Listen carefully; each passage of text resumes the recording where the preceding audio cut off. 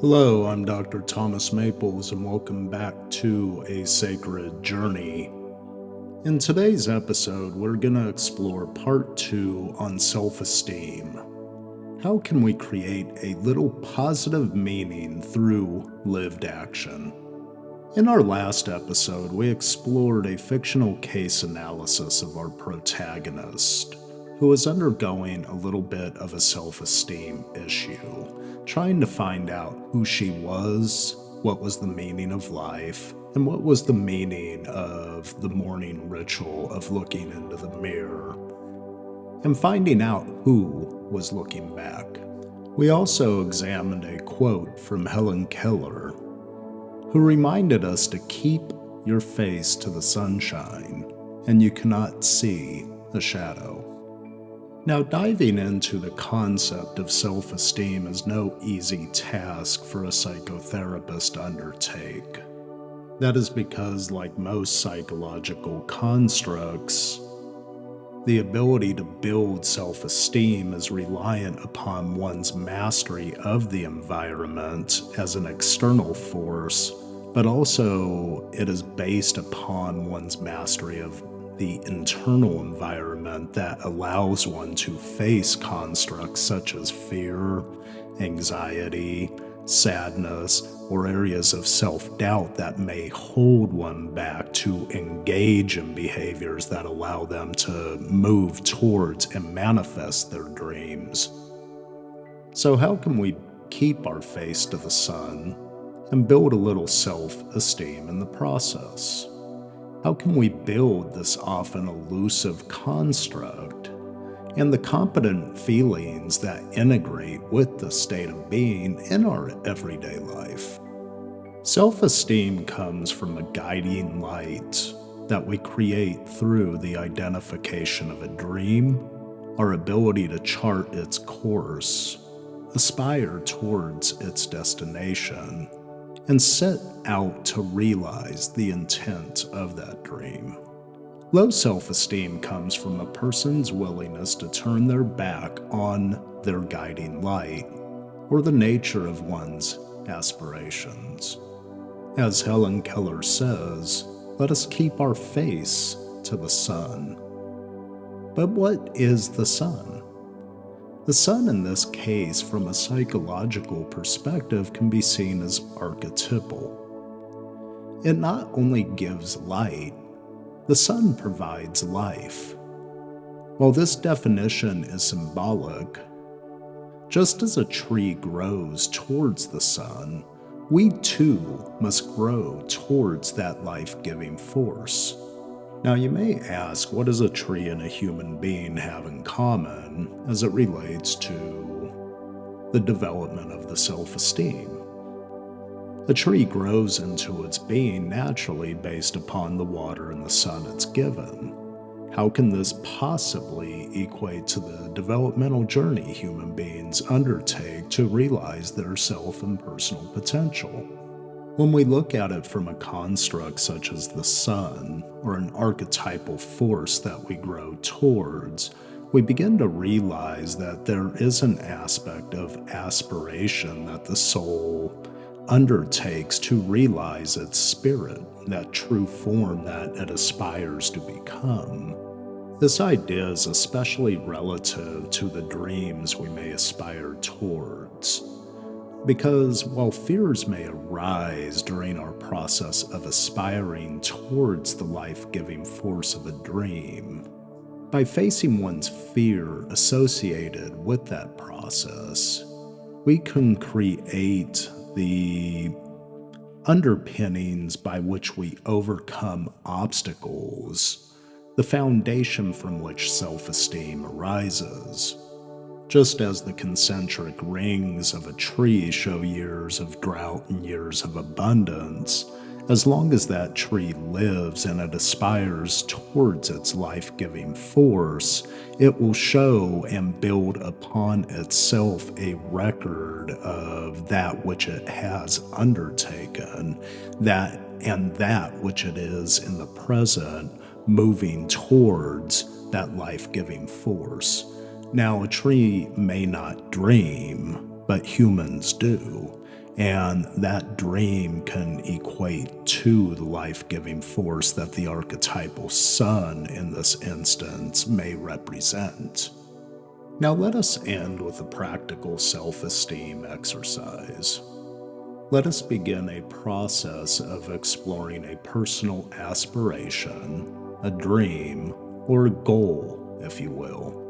One of my favorite parts of winter is the new year. I like the new year because it reminds me of the idea that spring is just around the corner. It's also a time of cold and darkness, which reminds me of the year that has passed.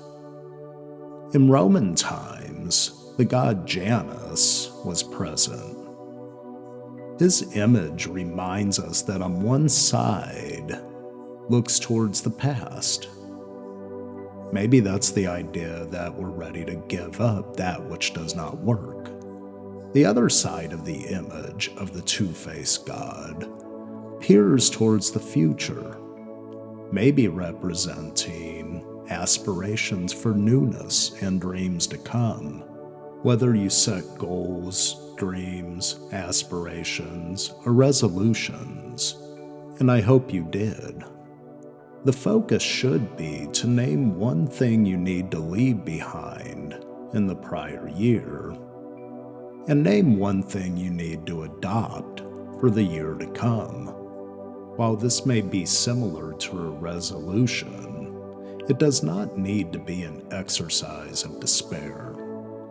Goal setting is comparable to a resolution. Yet, in the exercise, I'm simply asking you to make room to bring better things into your life. Not trying to engage a problem to solve or re-solve. You have a whole year to work at this. What you are looking for is small successes, which will create how self-esteem amplifies in your life. Furthermore, success with self-esteem leads to your ability to tackle even more challenging goals and allows inroads to further levels of self-esteem that may not have been possible without the foundation of small successes present by and through the journey you have undertaken in this process. Now let us take a moment to return to the story, the case analysis of the girl who got lost in thought. As you could see from the story, she was questioning who she was. What was the meaning of life? What was the meaning of looking into the mirror that morning?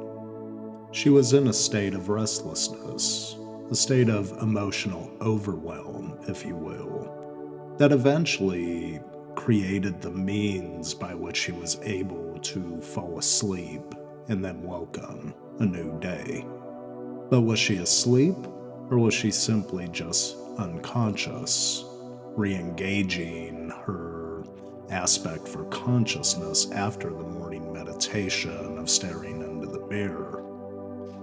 Thought can create these unconscious reveries into the deep chasm of the abyss, especially when it relates to the psyche's capacity to sink within the emotional state to make sense of what is there.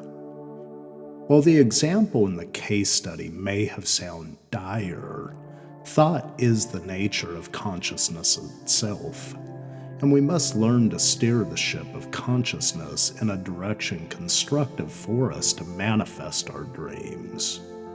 If we do not learn how to direct its course, the nature of consciousness itself will ultimately begin to direct us more into an unconscious state.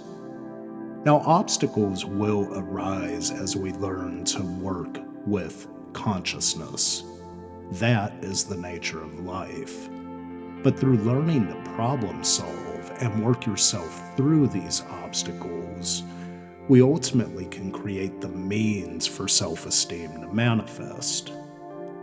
Now, self-esteem occurs when we identify a goal and commit to the work necessary to achieve its presence. The old saying goes, all work and no play makes Jack a dull boy. But as with anything, there needs to be a balancing act here, because I have come up with an alternate saying that states all play and no work can make anyone a jerk. The key is to not let anything become too one-sided. Instead, we need to round it out into a state of balance between body, mind, and spiritual potential. We need to work, but I don't see why we can't have a little fun during that journey. As always, I want to leave you with a blessing for your year to come. What habits have you given up from the year prior? What can you work towards as an aspiration for the new year that's upon us? And as always, may blessings find you, my friends, as you envision, chart a course, and advance confidently in the direction of your dreams. Goodbye for now, and leave a comment or a question if any may arise.